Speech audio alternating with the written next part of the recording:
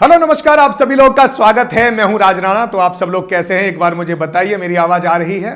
M I audible और visual?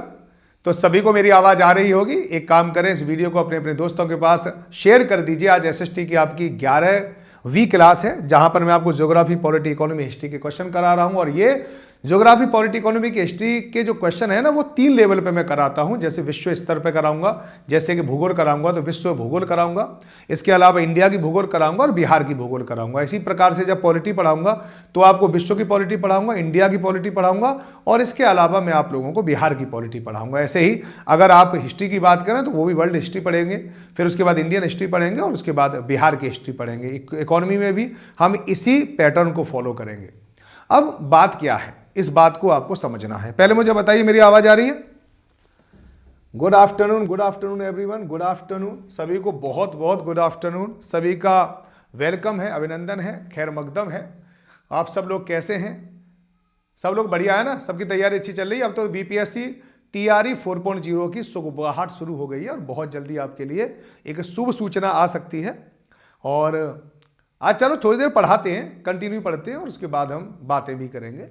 चलिए तो प्रारंभ करते हैं आज के इस सेशन को। लेकिन इसकी पीडीएफ अगर चाहिए तो आपको आना पड़ेगा एसएसटी विद राज राणा पर। यहां पर आप आ सकते हैं, मेरे साथ जुड़ सकते हैं इसमें, और ₹1 से शुरुआत कर सकते हैं आप हमारे साथ। क्योंकि आपको पता है कि ये जो आपको वीडियो देख पा रहे हैं ना, वो टेक्स्ट बुक के माध्यम से देख पा रहे हैं।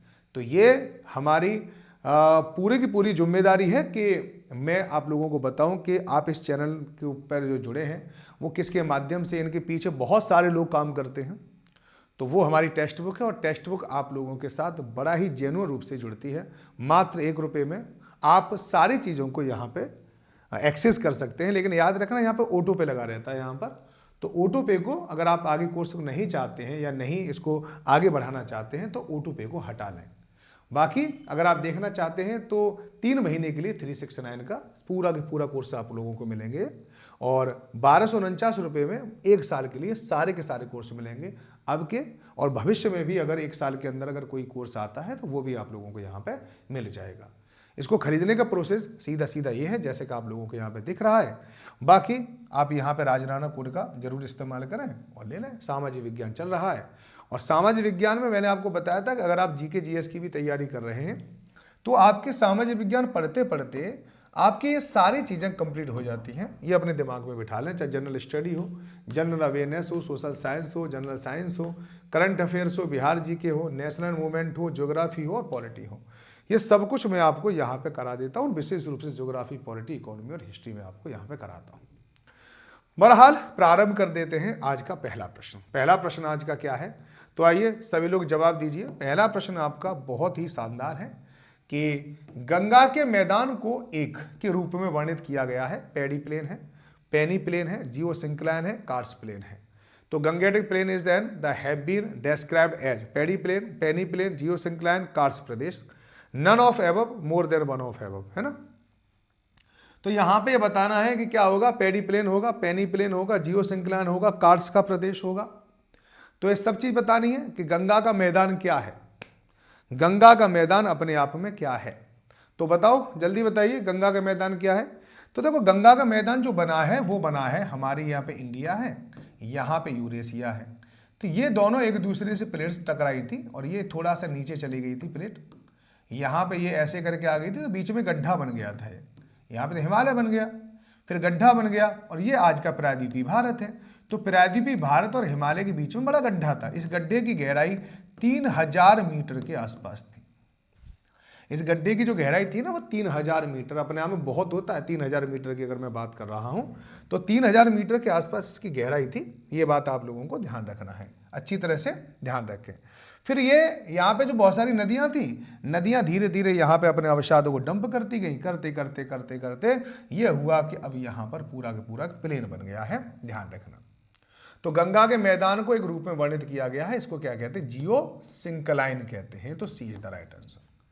क्या कहेंगे इसको, जियोसिंक्लाइन कहेंगे, जियोसिंक्रोनस कहेंगे। याद रखना अच्छी तरह से, बढ़िया तरीके से आप सब लोगों को याद रखना है कि geosyncline is the right answer, है ना। Geosyncline is the right answer. सभी लोग अपने आप को ध्यान रखेंगे इस चीज में, ठीक है। चलें अब दूसरे सवाल पर।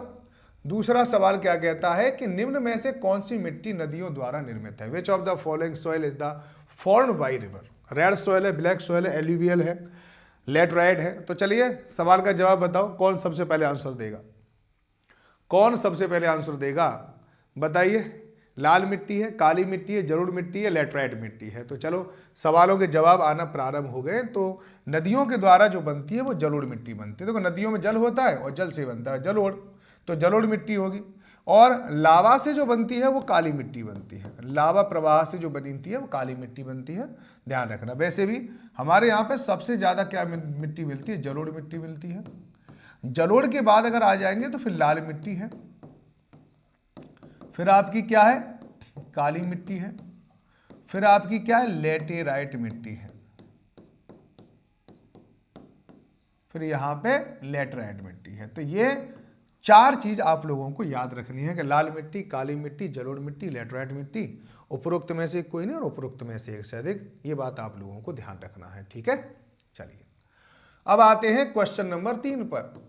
प्रतिशत अधिकतम वन क्षेत्र है, बताइए। The percentage of forest cover in, सबसे ज्यादा वन प्रतिशत के रूप में सबसे ज्यादा कहां पर है? अगला प्रश्न आप लोगों का ये है, बताइए प्रतिशत के रूप में वन सबसे ज्यादा कहां पर? अरुणाचल प्रदेश में, हिमाचल प्रदेश में, मिजोरम में, नागालैंड में, उपरोक्त में से एक से अधिक, उपरोक्त में से कोई नहीं।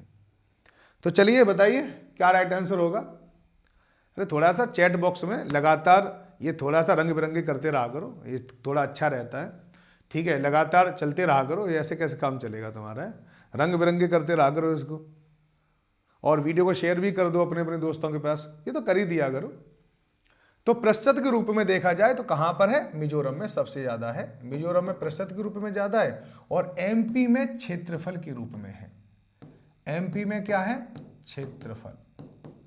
एमपी में क्षेत्रफल के रूप में है, ये बात आप लोगों को ध्यान रखनी है। एमपी में क्षेत्रफल के रूप में है, और वैसे देखा जाए तो यहां पर है, ठीक। क्वेश्चन नंबर 4, भारत के किस राज्य में वन्यजीव अभ्यारण्य सबसे अधिक संख्या में है? Which state in India has the largest number of the wild life sanctuary? Karnataka है, तमिलनाडु है, महाराष्ट्र है, मध्य प्रदेश है। तो कर्नाटक हुआ, तमिलनाडु हुआ, महाराष्ट्र हुआ, मध्य प्रदेश हुआ। नन ऑफ एबव, नोटा और मोटा। तो बताओ यहां पे क्या राइट आंसर होगा? सबसे राज्य में वन्यजीव अभ्यारण्य, नेशनल पार्क की बात आ जाए तो वो सबसे ज्यादा मध्य प्रदेश में है, और अंडमान निकोबार में अगर यूनियन टेरिटरी की बात आ जाए दोनों में 9 है। यहां पे वन्यजीव अभ्यारण्य की बात हो रहा है तो वन्यजीव अभ्यारण्य जो होते हैं वो महाराष्ट्र में है। देखो जब भी आप वन्यजीव अभ्यारण्य की बात करते हैं तो ये भी क्या होते हैं? जैव विविधता का संरक्षण करते हैं। जैव विविधता का संरक्षण, जैव विविधता का संरक्षण, ठीक है, उसके लिए। और ये क्या है? इसमें इन सीटू है, ये इन सीटू कंजर्वेशन है। हिंदी में क्या कहते हैं? स्वस्थानीय। यानी अगर कोई व्यक्ति क्या है कि स्वस्थानीय यानी जहां का है वहीं पर उसका संरक्षण किया जाए। स्वस्थानीय, जहां का है वहीं पर संरक्षण किया जाए तो स्वस्थानीय कहते हैं। तो ये ऐसी इसमें नेशनल पार्क जो है, वाइल्ड लाइफ सेंचुरी है, ये वाली है, बायोस्फीयर रिजर्व है, ये सभी के सभी अपने आप में क्या स्वस्थानीय है, क्योंकि यहां पर जीव जंतुओं को वही रखा जाता है जहां इनका नेचुरल हैबिटेट है, प्राकृतिक आवास है। तो प्राकृतिक आवास के हिसाब से यहां रखा जाता है, ठीक है। अब ये national park, wild life sanctuary ये दोनों है wild life protection act, wild life protection act होता है 1972। इसके द्वारा क्या है? इसके द्वारा ये बनते हैं, और ये सेक्शन 35 के अंतर्गत आते हैं। किसके अंतर्गत आते हैं? सेक्शन 35 के अंतर्गत आते हैं। ये बात आप लोगों को ध्यान रखना चाहिए, है ना। ये सेक्शन 35 के अंतर्गत आते हैं, ये बात आप लोगों को याद रखनी चाहिए, ध्यान रखनी चाहिए, अच्छी तरह से याद करनी चाहिए, ठीक है ना। चलिए जी, अब यहां पर क्या होगा? क्वेश्चन नंबर 5, निम्न कथनों पर विचार कीजिए। भारत में बाघ परियोजना 1973 में चालू की गई है।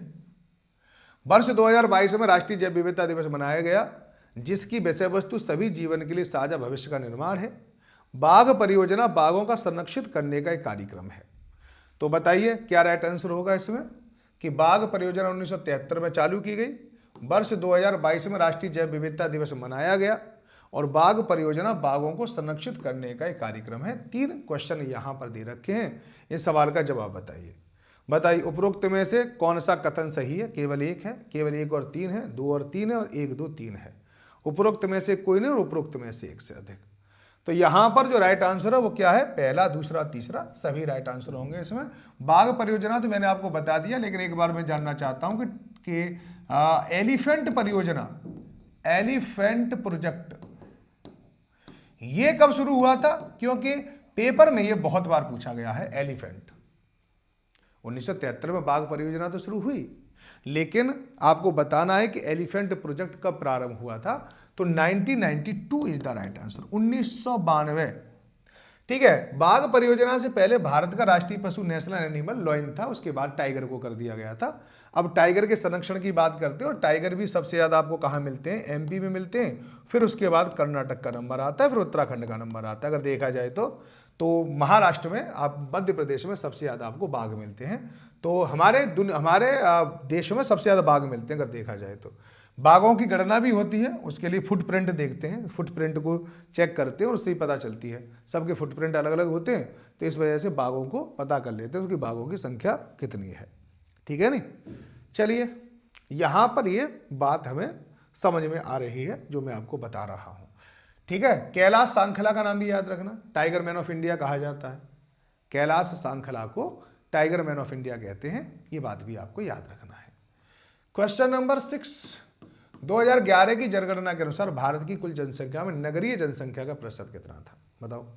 क्योंकि अभी तक हम 2025 में आ गए, अभी हमारे पास 2021 की जनगणना नहीं आई है, तो अभी तक हम इसी के डेटा पर डिपेंड है। 2011 तो 2000 अभी हम 21 के गणना की हमारे पास नहीं है, तो इसी में हम चल रहे हैं अभी तक। तो 2011 की जनगणना के अनुसार भारत की कुल जनसंख्या में नगरीय जनसंख्या का प्रतिशत था लगभग 21 था, 31 था, 36 था या 40 था। तो यहां पर राइट आंसर होगा 31 इज द राइट आंसर, है ना। यहां पर क्या राइट आंसर होगा, 31। यहां पर राइट आंसर कितना होगा, 31 इज द राइट आंसर, ध्यान रखना सारे लोग, 31। क्वेश्चन नंबर 7, भाखड़ा नागल एक संयुक्त परियोजना है, हरियाणा पंजाब राजस्थान की, हरियाणा पंजाब दिल्ली की, हिमाचल प्रदेश हरियाणा पंजाब की, पंजाब दिल्ली राजस्थान की। उपरोक्त में से कोई नहीं और उपरोक्त में से एक से अधिक। तो यहां पर भी आप आंसर बता सकते हैं, ठीक है नहीं, यहां पर भी आप आंसर बता सकते हैं। तो बताइए क्या राइट आंसर होगा इसका। भाखड़ा नागर एक संयुक्त परियोजना है और वो हरियाणा पंजाब राजस्थान की है ना, हरियाणा पंजाब और राजस्थान की है, ध्यान रखना। ठीक है, भाखड़ा नागल जो बांध है ना, ये सतलज नदी पर बना हुआ है, सतलज नदी, ठीक है ना, सतलज नदी पर बना हुआ है।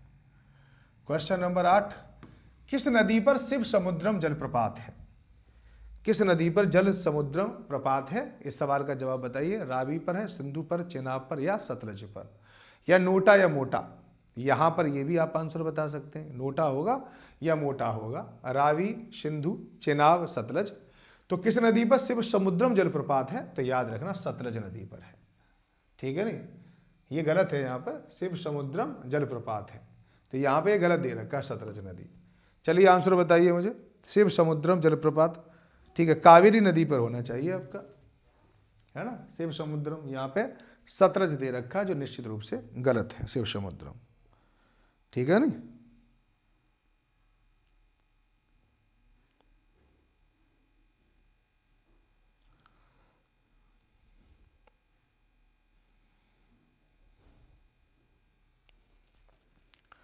ठीक है नहीं, इसमें गलत दे रखा है, सतलज एक साथ निशान लग गया था, कावेरी नदी पर ही है, ठीक है, जैसा कि मैंने आपको बताया था। तो यहाँ पे ई राइट आंसर होगा, E is the right answer, है ना, शिव समुद्रम जलप्रपात। और ये कहाँ पर है, ये कर्नाटक में है, ये कहाँ पर है, ये कर्नाटक में है, ये भी बात को याद रखना है, कावेरी नदी पर है। और एक आपने देखा होगा कि सबसे ऊंचा जलप्रपात है हमारा कुचिकला, सबसे ऊंचा जलप्रपात कौन सा है, कुचिकला है। अगर आपसे पूछा जाए कि सबसे ऊंचा जलप्रपात बताओ, तो आप बता देना कि कुचिकला है। और ये कुचिकला कहाँ पर है, ये भी आपका कर्नाटक में है, वरही नदी पर है। तो वहाँ पे बहुत अच्छे अच्छे जलप्रपात है, अगर आप कर्नाटक में जाओगे तो काफ़ी खूबसूरत है कर्नाटक, अगर आप देखना चाहें तो, ठीक है ना। क्वेश्चन नंबर 9, गंगा के मैदान को एक वर्णित किया गया है। तो ये तो हमने अभी क्वेश्चन कर ही लिया था, ये सवाल दोबारा आ गया है, मुझे ऐसा लग रहा है ये सवाल दोबारा से आ गए हैं। कोई बात नहीं, हटा देते हैं इनको, सारे क्वेश्चन दोबारा आ गए हैं, ये सब दोबारा आ गए हैं।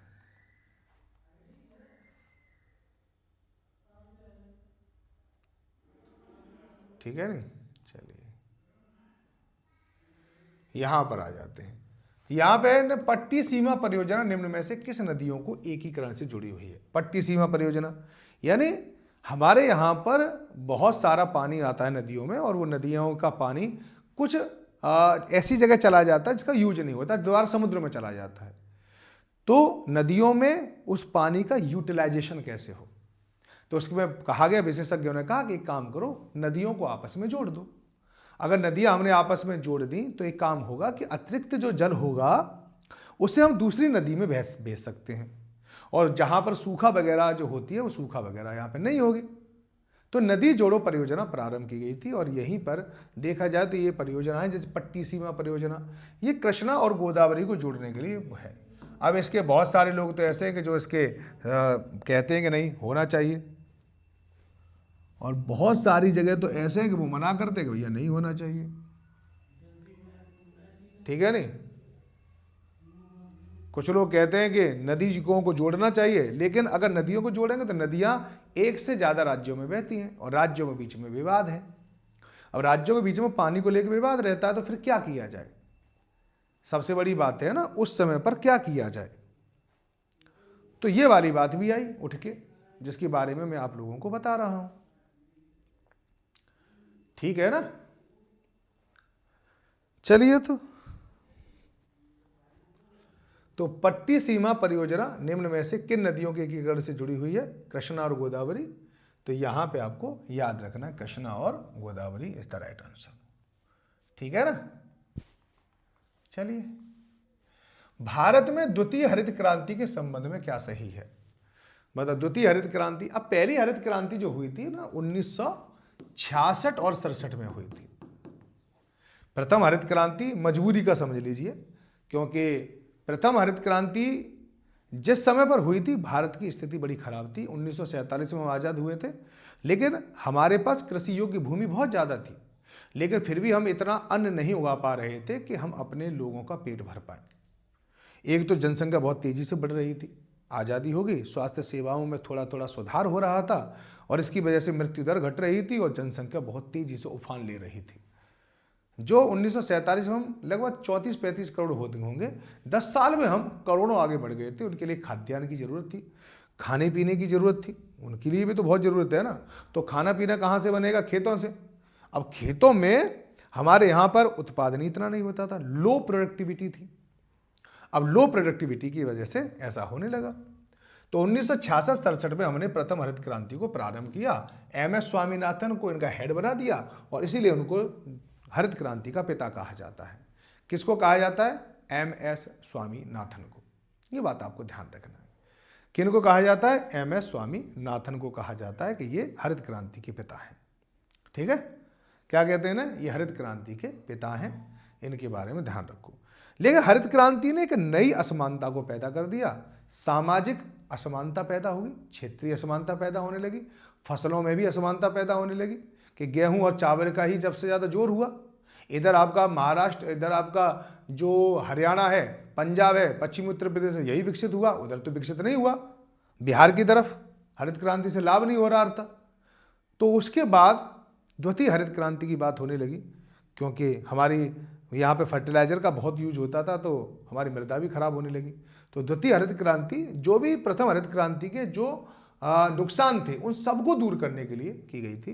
तो यहाँ पर राइट आंसर याद रखना दूसरा और चौथा, ये दूसरा और चौथा है। इसका लक्ष्य हरित क्रांति का अब तक लाभान्वित हो सके क्षेत्रों में बीज पानी उर्वरक तकनीक विस्तार का था। इसका लक्ष्य पशुपालन, सामाजिक वानिकी, मत्स्य पालन के साथ शस्योत्पादन का समाकलन भी करना था। याद रखना, फसल, शस्योत्पादन फसल को कहते हैं। ठीक है ना। चलो, स्वतंत्रता प्राप्ति के बाद भारत में सर्वाधिक प्रगति की है, बताओ। आज़ादी के बाद भारत ने सबसे ज़्यादा प्रगति किसमें की है? मैं तो जनसंख्या में करी है, लेकिन यहाँ पे भी आप बता सकते हो, चावल में करी है, दालों में करी है, पटसन में करी है, गेहूं में करी है। तो यहाँ पर भी आप ऑप्शन बता सकते हैं, जो भी इसका आपका आंसर है बताइए कि चावल के उत्पादन में, दालों के उत्पादन में, पटसन के या गेहूं के। तो गेहूं के उत्पादन में हमने बहुत वृद्धि करी है। पहले आपने देखा होगा कि गेहूं की रोटियां बहुत कम मिलती थी। कब रिश्तेदार, आज से लगभग 20 साल पहले की बता रहा हूँ, 20-30 साल पहले की बात बता रहा हूँ मैं, 30 साल समझ लो आप। 30 साल पहले गेहूं की रोटियां जो है वो अपने यहाँ में रिश्तेदारों को मिलती थी। उस समय पर जो खातिरदारी करने के अलग अलग मानक थे, उस समय पर केवल दाल है, ठीक है, धोबा दाल जो बनती थी उड़द की, वो खिलाई जाती थी ज़्यादातर लोगों को। समझ आएगा नहीं, वो लोगों को खिलाई जाती थी। आप यही सोच लो, धोबा जो दाल होती है वो खिलाई जाती थी। गेहूं की रोटी, बाजरा की रोटी पर बहुत लोग खाया करते, बाजरा ज्वार, तो रोटियां होती नहीं थी, इतना गेहूं ही नहीं था। वो तो आज देखो, आज कितना अच्छा समय आ गया है कि रोटियां हैं, सब कुछ है आज। लेकिन आज का रोग इतने हो गए कि हर चीज़ में कुछ न कुछ आप लोगों को देखेगा मिलावट ही मिल जाती है। किसी में कुछ मिलावट है, किसी में कुछ मिलावट है, किसी में कुछ मिलावट है, तो ये चलता रहता है। खैर, स्वतंत्रता प्राप्ति के बाद से भारत में सर्वाधिक प्रगति हुई गेहूं में, ध्यान रखना। भारत के चावल के कटोरे का क्षेत्र का नाम बताइए। केरल और तमिलनाडु, कृष्ण गोदावरी डेल्टा और पूर्वोत्तर क्षेत्र और सिंधु गंगा का मैदान। पहले तो याद रखना, चावल जो स्टेबल फूड है वर्ल्ड का, वर्ल्ड में सबसे ज़्यादा चावल खाया जाता है। और एक बात और बता रहा हूँ, चावल के उत्पादन से ग्रीन हाउस गैस का उत्सर्जन होता है। ग्रीन हाउस गैस निकलती है, और ग्रीन हाउस गैस जो है वो कितना नुकसान करती है, ये बात तो आपको ऐसा नहीं कि मुझे बताना पड़ेगा, आप खुद समझदार हो। ग्रीन हाउस गैस धीरे धीरे गर्मी पैदा कर देती है, और गर्मी पैदा कर रही है तो आप लोगों को पता ही है कि ग्लोबल वार्मिंग आ रही है। तो चावल की खेती से भी ग्लोबल वार्मिंग आ जाती है, ये भी आप लोगों को पता रहना चाहिए, ध्यान रहना चाहिए। तो चावल के कटोरे के नाम से कृष्णा गोदावरी डेल्टा क्षेत्र है, या यहाँ पे आपको ध्यान रखना है। खेती के अंतर्गत क्षेत्र के अनुसार भारत में सबसे महत्वपूर्ण खाद्य फसल कौन सी है? गेहूं है, मक्का है, जौ है, चावल है। तो यहाँ पे बताओ, वीट, मेज, बार्ली और राइस। यहाँ पर बताइए क्या राइट आंसर होगा इसका? गेहूं, मक्का, जौ, चावल, ठीक है, नन ऑफ दिस, और इनमें से कोई नहीं, ठीक है। बताइए, खेती के अंतर्गत क्षेत्र के अनुसार भारत में सबसे महत्वपूर्ण खाद्य फसल कौन सी है? According to area under the cultivation which is the most important food crop in India? Wheat है, मेज है, बार्ली है, राइस है, नन ऑफ एबव है, और मोर देन वन ऑफ एबव। तो यहाँ पर जो राइट आंसर बनेगा वो बनेगा चावल, ठीक है नहीं, याद रखना। खाद्य फसल कौन सी है सबसे ज़्यादा? क्योंकि सबसे ज़्यादा चावल ही खाया जाता है। अगर आप उत्तर प्रदेश के हैं, ठीक है, तो यहाँ पर हरियाणा वगैरह में, यहाँ पे और पंजाब में रोटियाँ बनती हैं, लेकिन बाकी सब जगह चावल ज़्यादा खाया जाता है। बिहार में हो, चावल खाने के लिए मिलते हैं वहाँ पर। उड़ीसा में चले जाओ, चावल मिलेंगे। केरल में चले जाओ, चावल मिलेंगे। तमिलनाडु में चले जाओ, चावल मिलेंगे। और वहाँ तक केले के पत्ते पर खाते हैं। केले का पत्ता बिल्कुल शुद्ध साफ पत्ता होता है केले का। तो हमें भी पता, अगर कहीं मिल जाए तो केले के पत्ते पर ही कोशिश करेंगे, सब्जी वगैरह खाओ तो वो ज़्यादा अच्छा है, ठीक है नहीं। तो ये बात भी आपको पता रहनी चाहिए। भारत का सबसे बड़ा कपास उत्पादक है? महाराष्ट्र है, गुजरात है, पंजाब है, हरियाणा है। सबसे ज़्यादा कपास उत्पादक। कपास जो है काली मिट्टी में होता है। काली मिट्टी लावा से बनती है, और लावा का पठार आपको दक्कन का पठार है, उसका विस्तार आपका गुजरात और महाराष्ट्र में है। तो ये भी पता होना चाहिए कि आपको कि महाराष्ट्र में कपास का उत्पादन सबसे ज़्यादा है, उसके बाद गुजरात का नंबर आता है कपास। और कपास से ही आपको होगा कि सिल्वर फाइबर रेवोल्यूशन जो है वो इसी किससे संबंध रखता है? सिल्वर फाइबर रेवोल्यूशन, ठीक है नहीं, सिल्वर फाइबर रेवोल्यूशन जो है वो इसी से संबंध रखता है महाराष्ट्र। तो ये बात आपको पता रहना चाहिए, ठीक है। भारत का सबसे बड़ा कपास उत्पादक महाराष्ट्र, ठीक है। गन्ने के उत्पादन में राज्यवार घटते क्रम में उत्तर प्रदेश है, महाराष्ट्र है, आंध्र प्रदेश, पंजाब। तो उत्तर प्रदेश, महाराष्ट्र, आंध्र प्रदेश, पंजाब, ये है गन्ने के उत्पादन में राज्यवार घटते क्रम में है। तो यहां पर भी आप लोगों को पता होना चाहिए, ठीक है नहीं, यहां पर पता होना चाहिए क्या होगा राइट आंसर, ठीक है ना, क्या होगा राइट आंसर? उत्तर प्रदेश, महाराष्ट्र, आंध्र प्रदेश, पंजाब। तो यहां पर क्या है, उत्तर प्रदेश है, महाराष्ट्र है, तमिलनाडु है और कर्नाटक है। ठीक है ना, यहां पे ध्यान रखो। ओके, चलिए। शुष्क भूमि के लिए सर्वाधिक उचित फसल कौन सी है? जहां पर पानी बहुत कम होता है, यानी 75% से 75 सेंटीमीटर से कम पानी होता है, जहां पर, वहां के लिए सवाल पूछ रहा है कि शुष्क भूमि के लिए सर्वाधिक उचित फसल कौन सी है? गन्ना है, जूट है, गेहूं है, मूंगफली है। उपरोक्त में से एक से अधिक और उपरोक्त में से कोई नहीं, तो मूंगफली इज द राइट आंसर। क्या राइट आंसर होगा इसका? मूंगफली इज द राइट आंसर, ध्यान रखना। भारत का सबसे बड़ा रबड़ उत्पादक राज्य कौन सा है? आंध्र प्रदेश, कर्नाटक, केरल, तमिलनाडु। बताना क्या राइट आंसर होगा। भारत का सबसे बड़ा रबड़ उत्पादक राज्य कौन सा है? रबड़, तो रबड़ पता है दो तरह से होती है, नेचुरल होती है और मैनमेड होती है, आर्टिफिशियल भी होती है। तो यहां पर आप लोगों को बताना है कि आंध्र प्रदेश है, कर्नाटक है, केरल है या तमिलनाडु है। तो भारत का सबसे बड़ा रबड़ उत्पादक कौन सा है? केरल है। भारत का सबसे बड़ा रबड़ उत्पादक कौन सा है? केरल। ठीक है, केरल में है। और वैसे रबड़ का पेड़ जो होता है वो ट्रॉपिकल रीजन में ही उगता है, जहाँ पे बहुत ज़्यादा बारिश हो वहाँ पर रबड़ उगती है। कर्नाटक का नाम आप लोगों को पता होगा, कॉफ़ी के लिए मशहूर है। और आंध्र प्रदेश जहाँ पर है, अगर देखा जाए तो आंध्र प्रदेश तंबाकू के लिए भी मशहूर है। ध्यान होगा आप लोगों को अच्छे से। निम्न में से किस पहाड़ी पर चाय बागान नहीं है? कानन देवन, नीलगिरी, दार्जिलिंग या गिरनार। तो यहां पे पूछ रहा है कि कहां पर आप लोगों को चाय के बागान नहीं मिलेंगे। तो गिरनार में नहीं मिलते, गिरनार गुजरात में है, गिरनार पहाड़ियां गुजरात में है और गुजरात में चाय नहीं होती है। ओके, कानन देवन में चाय होती है, नीलगिरी में। दार्जिलिंग की चाय तो सबसे ज़्यादा मशहूर है, सबसे ज़्यादा नाम भी है दार्जिलिंग की चाय का। ठीक है, ये है दार्जिलिंग की चाय। तो दार्जिलिंग की चाय भी आप लोगों को याद रहनी चाहिए, ध्यान रहनी चाहिए। निम्न कॉफी उत्पादक क्षेत्रों में कौन सा कर्नाटक में नहीं है? चिकमंगलूर है, कुर्ग है, बाबा बूदान है, पुलनेज है।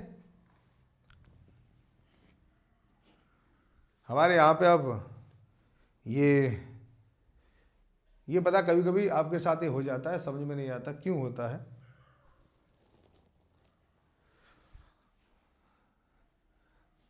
इन्वर्टर भूल गया है, लाइट नहीं आ रही है यही होता है कभी कभी।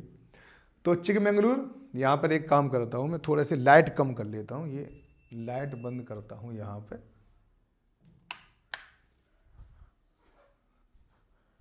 ठीक है, बस मैं आपको यहाँ पे बंद करता हूँ। तो यहाँ पे कॉफी उत्पादन में कौन सा नहीं? पुलनेज, क्योंकि पुलनेज तमिलनाडु में है, ध्यान रखना, पुलनेज तमिलनाडु में है। भारत अपनी आवश्यकताओं के अधिक उत्पादन किसका करता है? चाय का, अनाज का, पेट्रोलियम का, पेट्रो रसायन का। तो यहाँ पर राइट आंसर है चाय का, अपनी आवश्यकता से ज़्यादा करता है। ठीक है, तो चलिए आज की क्लास में यहीं पे छोड़ देता हूँ। नमस्कार, आपका दिन शुभ हो। जय हिंद, जय भारत।